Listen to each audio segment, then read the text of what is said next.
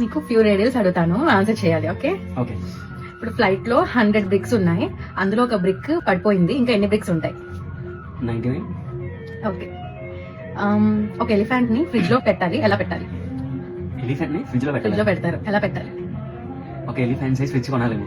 No ఒక toy elephant లా తీసి పెట్టాలి. నో, చెప్పండి. ఫ్రిడ్జ్ డోర్ తీసి పెట్టాలి.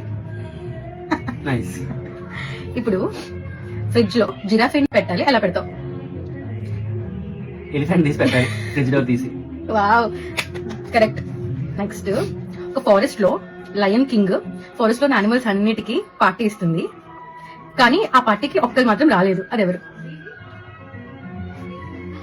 అందరూ వెళ్ళారు కానీ ఒక్కరు మాత్రం పార్టీకి వెళ్ళలేదు, అదెవరు? ఎలిఫెంటా? నో, జిరాఫీ అనుకుంటా. ఫ్రిడ్జ్ లో ఉంది కదా.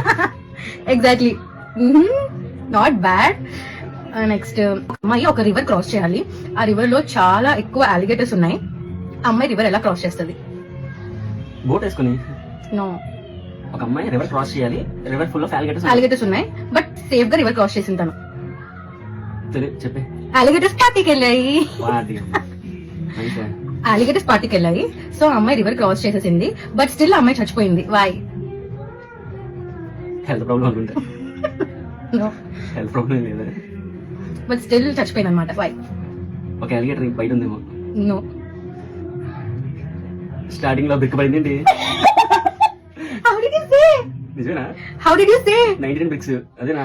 స్టార్టింగ్ లో ఏరోప్లేన్ నుంచి బ్రిక్ పడింది కదా, అది అమ్మాయి ఎత్తి పడిపోయి చచ్చిపోయింది. Not bad. బ్రేక్ అర్థమైంది.